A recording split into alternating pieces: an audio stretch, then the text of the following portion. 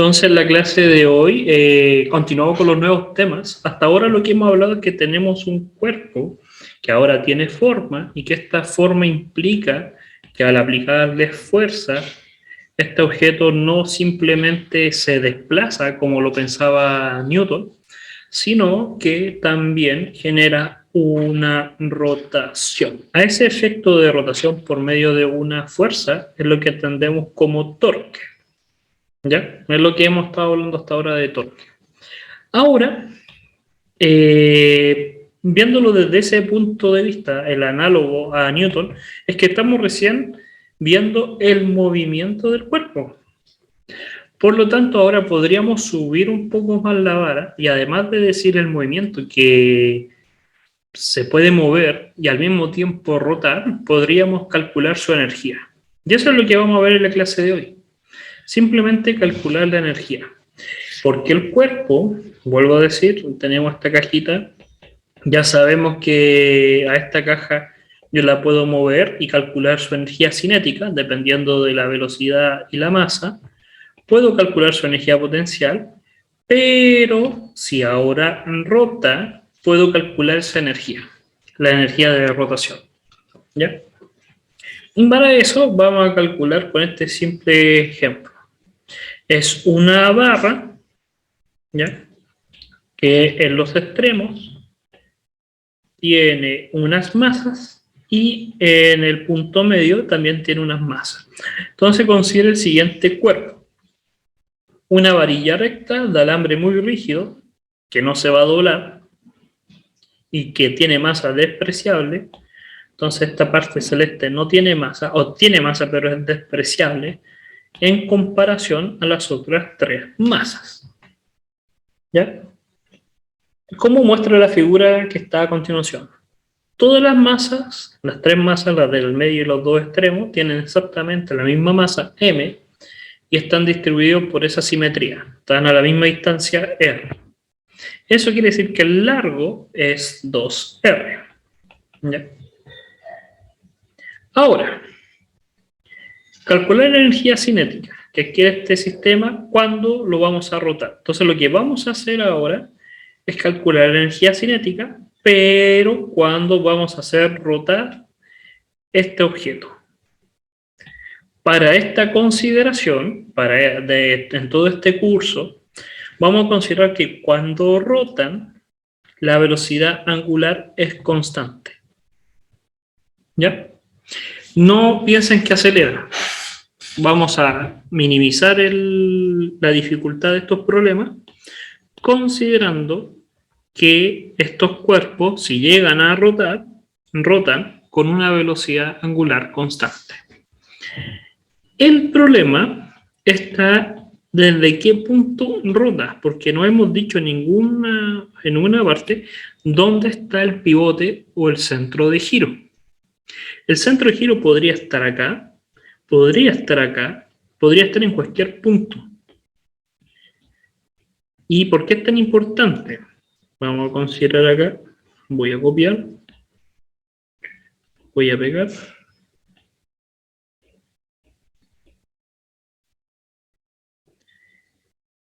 Si el centro de giro estuviera en medio, lo que va a pasar es que esta masa va a girar formando un círculo y esta masa va a también girar generando un círculo.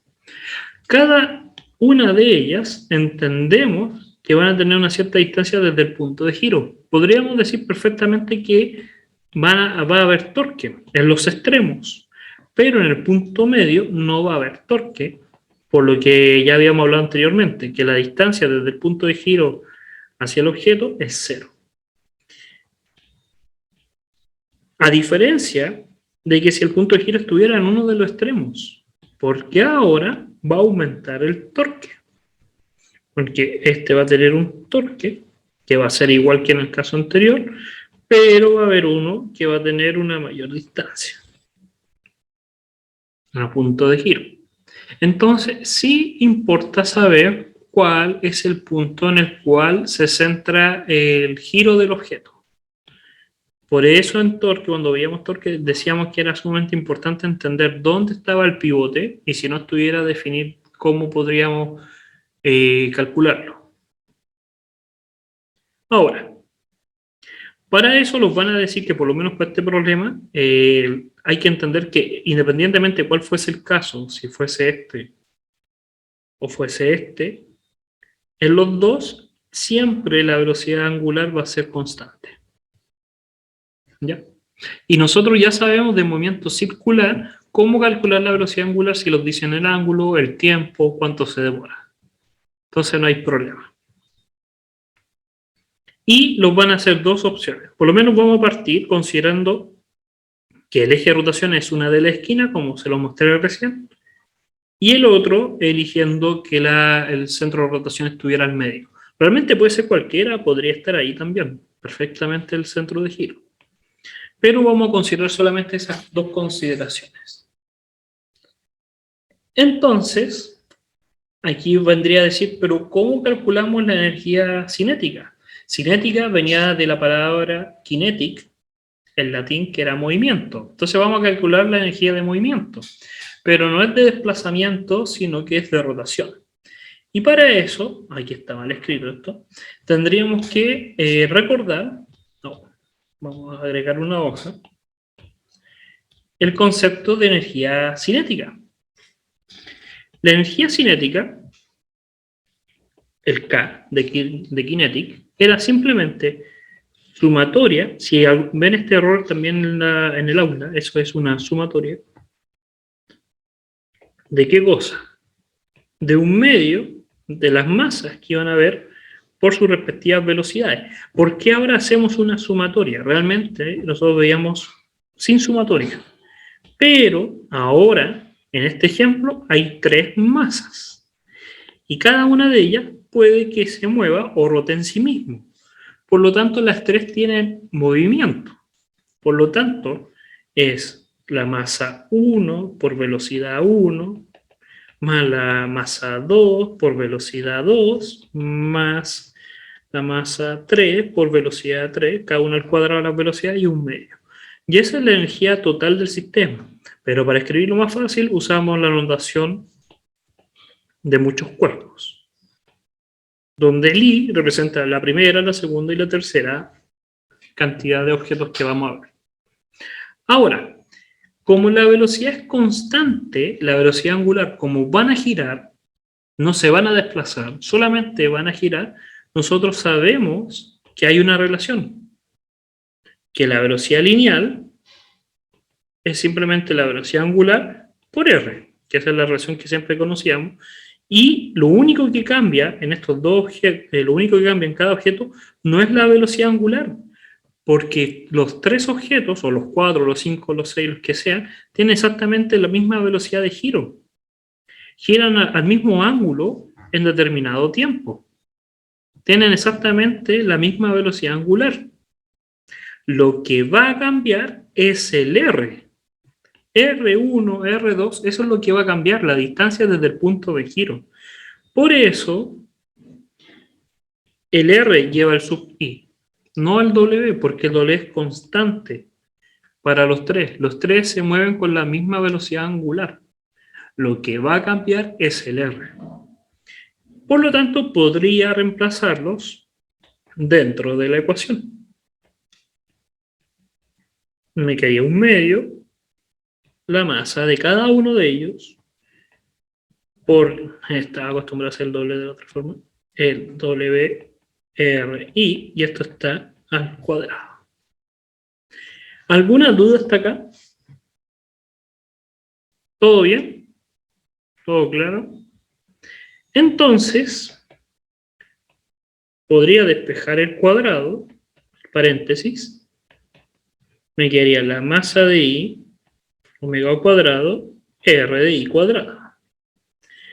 Como W es constante para cada uno de los cuerpos del mismo, lo podría separar. Y simplemente voy a dejar sumatoria de un medio MI RI cuadrado por la velocidad angular al cuadrado. Este un medio, lo voy a sacar hacia afuera de la sumatoria porque es una constante. Ahí. Y voy a poner un paréntesis, simplemente para que observen que la sumatoria solamente puede afectar este W, hasta lo puedo sacar fuera de la sumatoria, porque es constante. Lo podría dejar fuera de la sumatoria, pero lo dejo fuera, pero por el lado derecho. ¿Y por qué hago eso? Porque este término le vamos a dar un nombre bien especial. ¿Qué es ese término? Fíjense, es la masa de cada uno de los cuerpos, la masa que tiene cada uno de los cuerpos, multiplicado por la distancia a la que se encuentra del punto de giro. Para que hagamos la analogía, es la masa y dependiendo de cómo estará distribuida esa masa. Es como, da solamente la información geométrica del cuerpo. ¿Dónde está distribuida la masa y en qué forma está distribuida? ¿Ya? Entonces la energía cinética va a ser un medio, a este término en especial le vamos a llamar I, en mayúscula, la velocidad angular al cuadrado. Y esa va a ser la forma de calcular la energía cinética de cualquier cuerpo que rote. ¿Qué significa?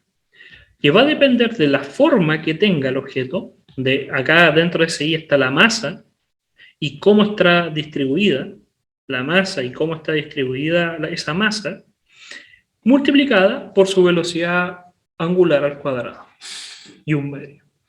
Es análogo, fíjense que es análogo a que era simplemente el objeto, era un punto y se movía. Ahora no es un punto, es un objeto que tiene forma, no es simplemente un punto, y ahora no simplemente se desplaza, sino que rota. Entonces no es tan difícil entender la energía cinética, que podríamos decir energía cinética de rotación. ¿Ya? Ahora, a ese término I, le vamos a llamar momento de inercia.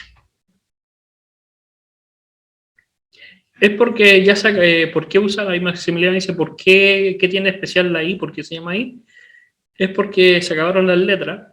Entonces en este curso llevamos, no, realmente nunca es de inercia, de ahí viene el I, inertic, y es la capacidad del cuerpo de tratar de mantener su inercia. Y no podíamos usar M por la masa que ya está descrita como M mayúscula o M minúscula, entonces simplemente se usó a nivel mundial la I, de inercia, momento de inercia. Y para recordarnos de cierta manera qué es el momento de inercia. ¿Qué significa eso? Que es cómo se distribuye la masa en un cierto espacio. Fíjense este dibujo que está acá. Imaginemos que tenemos este objeto y estamos rotando este objeto. Entonces, nosotros podríamos mentalmente hacer distintos cortes en este objeto, cortarlos. Y este objeto podríamos decir que cada uno de estos cortes tiene exactamente la misma masa.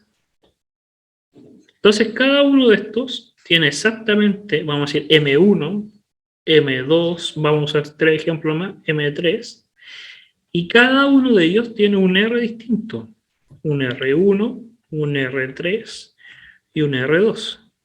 Entonces, el momento de inercia de este cuerpo va a ser la sumatoria de las masas, de todas las masas, no es 1, 2 y 3, sino que es de todas las masas que componen, multiplicada por su distancia a la que se encuentran distribuidas.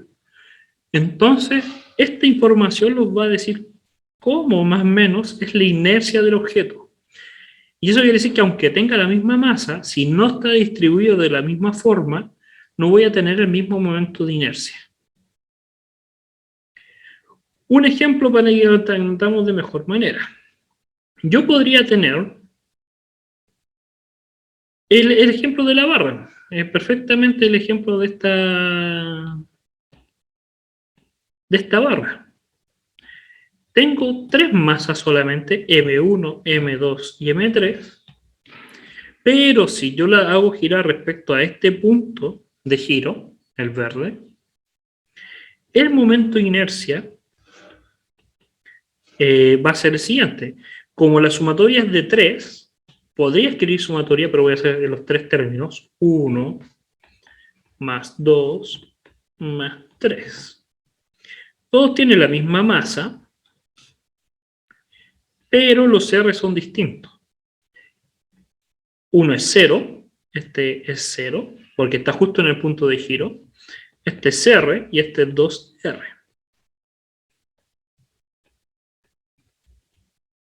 (2R²).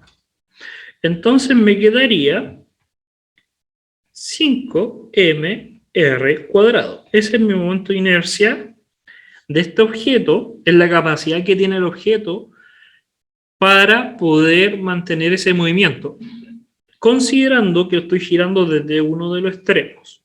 Pero ese momento de inercia no va a ser el mismo si hago el giro desde el centro. Porque aunque tenga las mismas masas, si lo hago desde el centro, mi momento de inercia va a ser,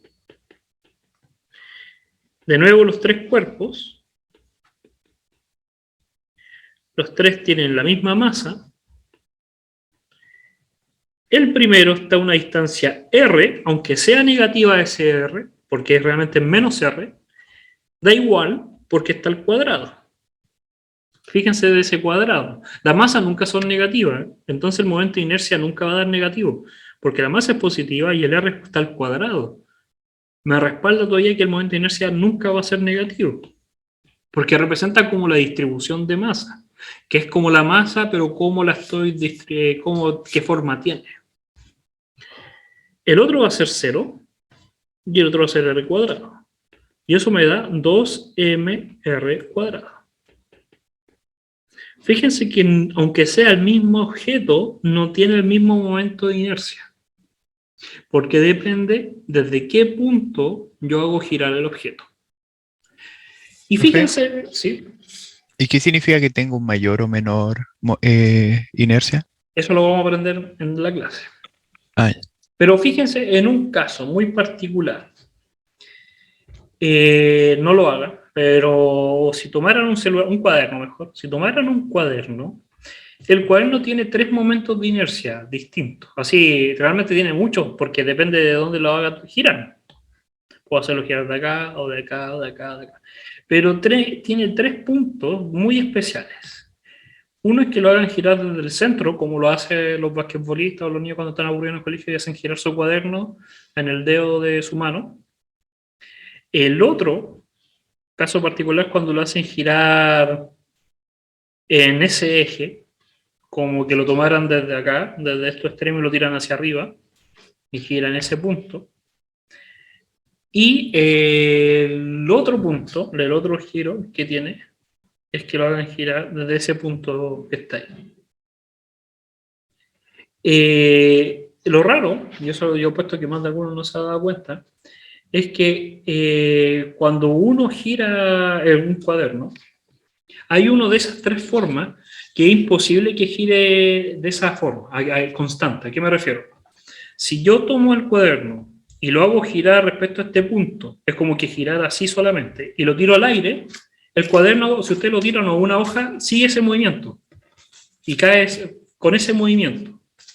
Si toman el otro y lo hacen girar, giran el aire en ese movimiento, pero en el otro, no. Hay uno de ellos que cambia. En el aire, cuando ustedes lo lanzan, cambia en el aire.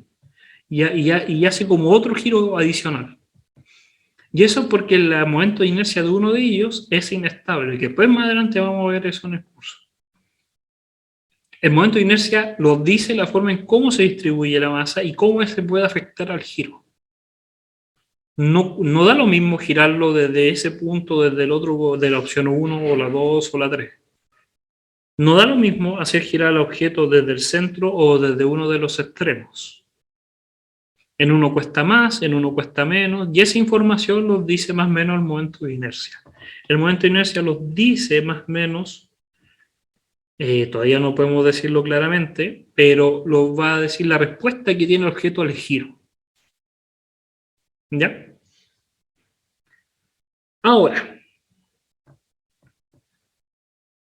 independientemente si sean uno, dos, tres o un objeto grande, ese objeto al ser grande ya tiene forma. Y por lo tanto, igual se puede aplicar eso del momento de inercia. Estos símbolos están raros, pero son sumatorias. Entonces está diciendo, como yo les dije, son la suma de las masas distribuidas por su lugar, que yo puedo calcular el momento de inercia del objeto grande. Y eso es lo más importante que vamos a hacer en esta parte del curso, aprender a calcular momentos de inercia, porque si yo tengo este objeto, volvemos con este objeto, si yo tengo este objeto y yo calculo el momento de inercia, tengo el I. Y si me dice, y gira a una velocidad angular de tanto, conozco su energía cinética y el un medio. Lo único que me interesa saber es el momento de inercia. Si yo conozco, cómo está desfasado, por si acaso el internet acá lo mencioné, no sé qué pasó hasta hoy día, que mientras escribo se demora un poco. Ahí. Y de repente aparece mágicamente. Pero yo estoy al pendiente. Si yo conozco el momento de inercia del objeto y me dan la velocidad angular, puedo calcular la energía cinética. Pero lo difícil en este curso no es la velocidad angular, porque esa me la van a dar, me van a decir gira a tal revoluciones, tanto ángulo por tiempo, es el momento de inercia. Ahí está el problema, cómo calcular el momento de inercia. ¿Por qué? Y aquí van a entender por qué es tan difícil. Hasta ahora es fácil, si yo le hice pedacitos así, fueron los más burdos que hice. Porque ustedes mentalmente dijeron, sí es fácil porque es M1 por R1, M2 por R2 al cuadrado, y así. Pero esto puede ser infinitesimalmente. Y ahí a las palabras ustedes ya entendieron dónde está la complejidad. Al ser infinitesimalmente, vamos a estar en la presencia de integrales. Porque esa suma de masas en R cuadrado van a ser integrales. La masa se va a mantener constante en cada pedacito infinitesimal, lo que va a cambiar ese R. Entonces ahí aumenta la dificultad, pero por lo menos en esta parte no la vamos a ver todavía. Estamos recién partiendo con trozos grandes, donde el M son 3 pedazos o 2 pedazos, y nada más. Algunos momentos de inercia que se tienen que aprender. En la próxima clase yo les voy a demostrar cómo se calculan algunos de ellos. Con integrales. Es la única forma, aunque no quieran, es con integrales, no hay otra forma. Pero aquí algunos de los casos que más vamos a utilizar en el curso. Realmente los más utilizados son estos dos, la vara. Pero también podría ser un cilindro. Si el cilindro gira respecto al eje del centro, y este cilindro es hueco, el momento de inercia es de esta forma. Es la masa que tiene el cilindro por el radio del cilindro. ¿Ya? Si ahora el cilindro tuviera dos radios, que tuviera un grosor, que no es simplemente una capa, porque este dibujo no lo muestra bien, pero es simplemente una capa del radio R, sino que tuviera un grosor, va a ser la masa del cilindro multiplicado por la suma al cuadrado de los radios dividido en 2. Vuelvo a decir, si quieren profundizar en dónde salen estas fórmulas, tienen que utilizar integrales. Y se pueden hacer, pero un consejo, y lo voy a hacer en la próxima clase, porque les voy a dar un tiempo de un día, partan con los de las barras. Los de las barras son los más fáciles de calcular. Y voy a explicar el por qué.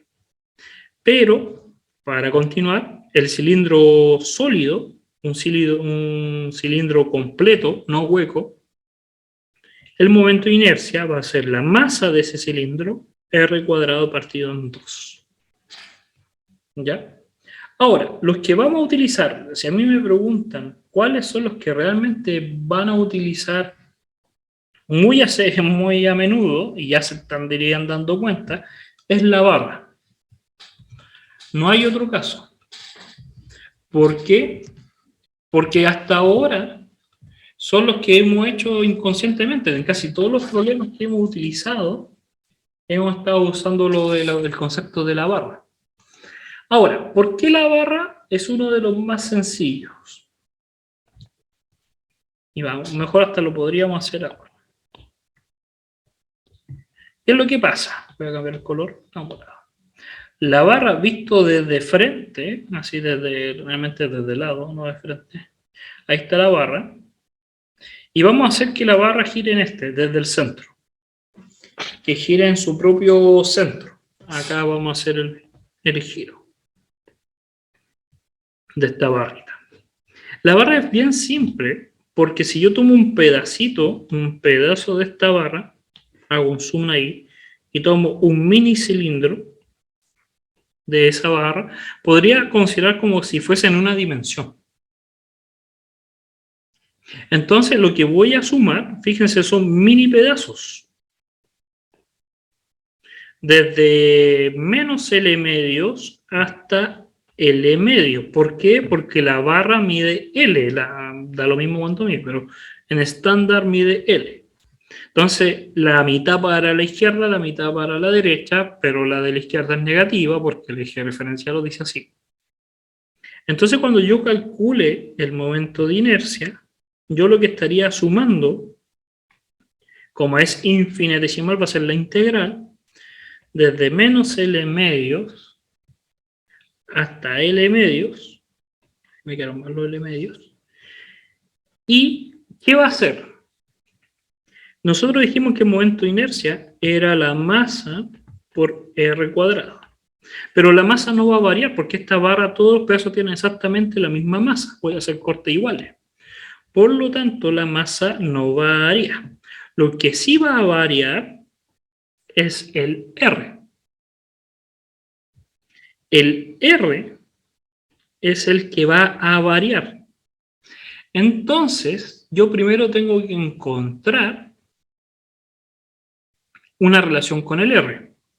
Ahora, como estoy haciendo cortes de mini masas, no es la masa total, no es la masa total de objetos, estoy haciendo cortes en dm, este m pasa a ser, disculpen, un dm, porque es la suma de mini barritas, y cada una de ellas tiene mini masas, y cada una de ellas tiene un R distinto, que es el que voy a barrer.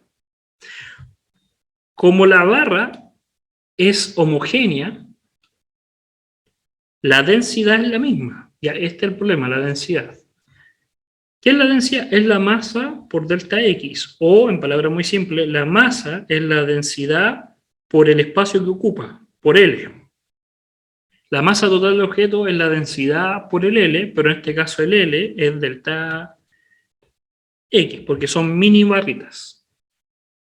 Podría dejarlo ahí. Si derivo de M, me quedaría la densidad por dx. Podría reemplazar este dm en dx, L medios menos L medio, R cuadrado, rho dx. Y el R, realmente R, si yo digo este pedacito que está azul, el R, desde ahí hasta allá, es igual a X. Negativo o positivo, pero es X. Entonces, este R cuadrado no es más que X cuadrado, independientemente si sea positivo o negativo. La densidad es constante, la puedo sacar hacia afuera. Me quedaría menos L medios, X cuadrado de X, integrales a esta altura, o están tomando el curso de Mat 022, la gran mayoría, porque es el prerequisito. Entonces, ¿saben resolver esa integral? Si no, no se preocupen. Es esa. Y, ¿qué me queda? Podría desarrollar. Me quedaría ese tercio, factor común, y me quedaría L medios al cubo menos al cubo menos L medios al cubo. El menos con el menos se me hace un más porque está el cubo. Y me queda ρ partido en 3. 2 veces, porque se suman los dos. L cubo partido en 2 por 2 por 2, 8. Ahí. Ahora, este 2 con ese me queda en 4 y abajo me queda un 12 L cubo. Pero, nosotros dijimos que ρ por x, delta x, que le dije que era L, era M. Por lo tanto, uno de estos L, por la densidad, me da M. Y me sobra otro L2, partido en 12. Entonces, el momento de inercia es ml cuadrado partido en 12, de esa barra. Es la única forma de calcular los momentos de inercia. En este curso, por lo menos, no los vamos a hacer calcular las integrales. Solamente se las tienen que saber. O en palabras muy simples, las tienen que anotar en su formulario, porque en el día de la prueba, si le dicen el momento de inercia de la barra centrada, rotando en el centro, es ml cuadrado partido en 12, y si está rotada en uno de los extremos, es ml cuadrado partido en 3. Si quieren profundizar, hagan el mismo procedimiento. Es bien sencillo, no es tan difícil. Uno piensa que es difícil, no es tan difícil. Porque uno tiene que decir lo siguiente. Tengo una masa total. Y esa masa tiene que ser igual a la densidad por el largo. Puedo derivar y decir que L es igual a X. Y eso es todo. Y reemplazar en la sumatoria. Y resolver la integral. Podrían hacer desde uno de los extremos, pero la integral va a ser desde 0 hasta L. Porque parte en 0 hasta L. Y lo que habría que calcular sería el R cuadrado de M. Nada más. Y hacer el mismo procedimiento, cambiar el R por X y el de M cambiarlo por la densidad por dx. Y reemplazar. Hasta podrían resolverlo desde esta integral, desde esta. La única diferencia es que este va a ser L y este va a ser 0. No va a cambiar en nada más. Este va a ser L y este va a ser 0. Entonces cuando resuelvan, les va a quedar ρ L cubo partido en 3. Pero yo sé que ρ por L es M. Y ahí está. ¿Ven? Por eso son tan importantes que aprendan a integrar. Porque si saben integrar, saben sumar diferentes fórmulas. ¿Ya? ¿Alguna duda hasta acá? Si me preguntan a mí, no se le ocurre meterse en 3 dimensiones. Porque eso lo van a hacer después. ¿Cuándo lo van a hacer? En Mate 4. En Mate 024, ahí sí les van a evaluar calcular volúmenes de esa forma. Integrales triple o doble. Hasta ahora están en un mundo maravilloso donde todavía no se asustan con eso. ¿Ya? Pero lo van a ver, alguna vez van a llegar a eso. Pero como estamos en un curso básico, no hay problema. ¿Qué pasa si quisiéramos calcular esferas? No hay problema. La esfera puede ser sólida, un huevito de Pascua, que eso es que a todos les gusta, que sean rellenos con puro chocolate. Y el momento de inercia sería 2mr cuadrado partido en 5, o la mala suerte que nuestro huevito de Pascua fuese hueco por dentro, que lo engañen y que realmente no tenga relleno. Y el momento de inercia sería distinto. Aunque giraran en el mismo punto, no tienen la misma masa, la misma distribución. Por lo tanto, cambia su momento de inercia. ¿Ya? Entonces, haciendo un resumen de lo que hemos hablado hasta ahora. Vamos a separarlo en dos partes, parte 1 y parte 2. Y tomen atención acá porque van a entender totalmente la finalidad del curso. Van a haber objetos que vamos a decir que son discretos. ¿Por qué les digo discretos? Porque las masas las puedo contar con los dedos de las manos. Podrían ser 3, 4, 5, da igual. O podrían haber objetos que no van a ser discretos, que van a ser continuos. Si es discreto, el momento de inercia se calcula como sumatoria, porque los puedo contar. Cada una de esas masas por cada una de las distancias desde el punto de giro. Y lo importante es saber desde dónde está el punto de giro. Mientras que si es continuo, no puedo calcular con sumatoria, tengo que calcular con integral. La integral de r cuadrado de m. Pero en este curso no van a calcular integrales, solamente van a tener que utilizar estas fórmulas. El de la barra centrada, el de la barra girando en uno de los extremos, el de los cilindros y esfera. No más que esto. No hay más. ¿Ya? Yo por lo menos por mi parte le expliqué cómo calcular, si es que quisieran calcular el momento de inercia de la barra, que es la más simple, porque es una dimensión.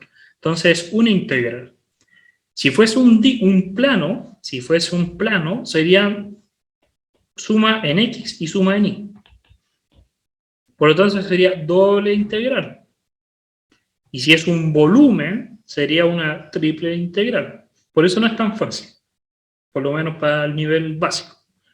¿Lo van a hacer? Sí, en algún día lo van a hacer, pero ahora no. Por eso, por parte de coordinación, los momentos de inercia se los van a dar. Le toca una barra, tiene que preguntarse, ¿dónde gira? ¿En el centro o en su extremo? Si gira en uno de sus extremos, en este caso es ml cuadrado partido en 3. Y es el momento de inercia. Me van a dar la masa, me van a decir cuánto es el largo y la reemplazo.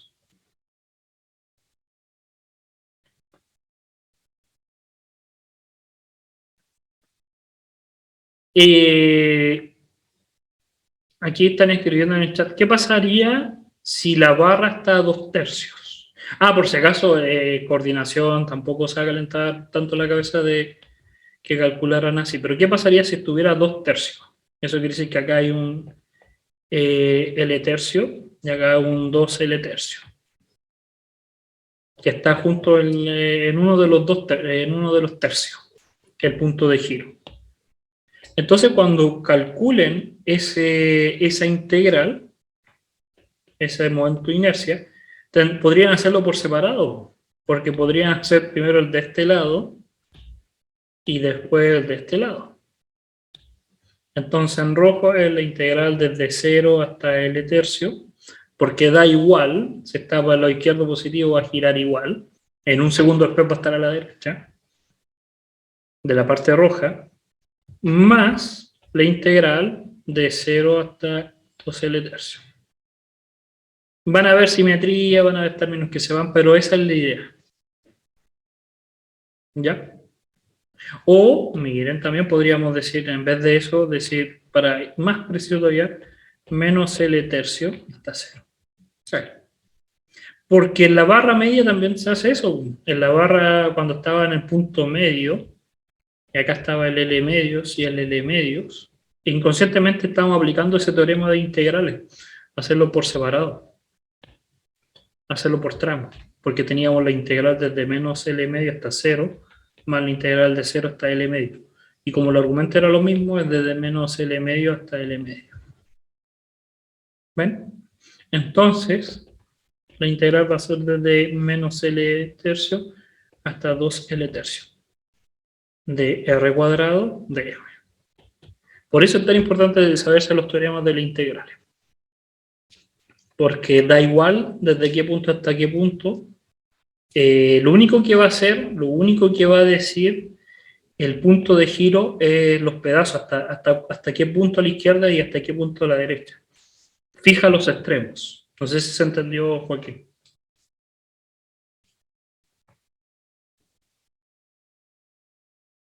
¿Se entendió o no se entendió? Vuelvo a decir si es que no se entendió. Lo único que me va a decir el punto de giro, ejemplo, si lo pongo en un cuarto, a un cuarto. Lo único que me obliga el punto de giro es que cuando yo haga la integral, me va a fijar el punto bajo, que es menos L cuarto, y el punto de acá adelante, que es 3L cuarto. Que si hubiera escogido otro punto de giro, ejemplo acá el 0, ahí, en el 0 hubiera sido desde 0 hasta L. Y lo que está dentro de la integral no va a dar lo mismo, porque cambié los valores de integración, los extremos. Esto y esto no van a ser iguales. Eso es lo que genera el punto de giro. El punto de giro es lo que obliga en una barra, estamos hablando de una barra, por la simetría de la barra, lo único que afecta es los puntos de desde dónde hasta dónde. Pero la suma va a dar L, positiva. 3L cuarto más L cuarto es lo mismo que L más 0. ¿Se entendió? ¿Sí? ¿No? Escriba sí, escriba no. Después, Joaquín. Entonces, eso. ¿Ya? Entonces, como resumen, vamos a tener esos dos cuerpos. Oye, se me perdió dónde estaba acá el resumen. Van a ser discretos o continuos. Y lo más probable es que sean discretos. ¿Por qué? Porque es la única forma que ustedes calculen la suma. No tiene mucho sentido que sea continuo porque es aplicar la fórmula que ya la tienen. Ya teniendo el momento de inercia, después lo único que ya tienen ese valor, si obtienen ese valor, lo único que les van a dar es que van a decir gira a tal velocidad y calcula la energía cinética. Y eso es todo. Entonces, lo importante es saber calcular el momento de inercia. Eso es lo importante. La velocidad angular no, porque ya sabemos calcularla de momento circular, o las van a decir que es constante, pero lo van a decir cuál es, o cómo, por revoluciones por minuto, o ángulos por tiempo, pero es el momento de inercia el que interesa. ¿Ya? ¿Todo bien? ¿Todo claro? ¿Se escucha bien? Ya. Entonces dejamos hasta acá la clase de hoy, porque si se dieron cuenta ya la terminé, no hay más. Y la próxima clase continuamos con ejemplos. Voy a traer algún par de ejemplos para que puedan trabajar. Pero recuerden lo que les dije. Practiquen, hagan esto como tarea para la clase. Si quieren alguna tarea,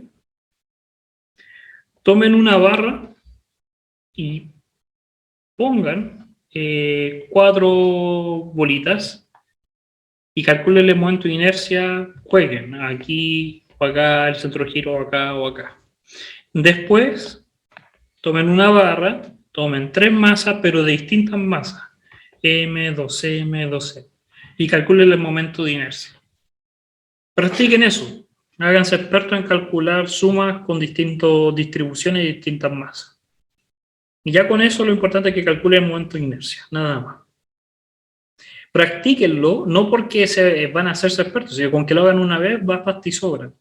Pero van a encontrar patrones. Eso es lo que quiero que por lo menos ustedes obtengan, patrones. Que dependiendo de la distribución, uno de tanta experiencia dice, va a dar tanto por esto. Por la simetría, por la distribución, por lo R. Jueguen un poco con eso, ¿ya? Y en la siguiente clase vamos a continuar con esa parte. Recuerden que las clases son grabadas y las pueden ver cuando estimen conveniente, la pueden ver ahí en el canal, suscríbanse si no se han suscrito, recuerden de estudiar porque ya son las últimas semanas que quedan de clase, realmente quedan 2, esta y la siguiente, para que no se les acumule tanta materia independiente de qué curso están tomando además de este, ¿ya? Entonces lo estamos viendo, cuídense y que les vaya muy bien, ¿ya? Chao, chao. Chao, profe. Desde mi bye.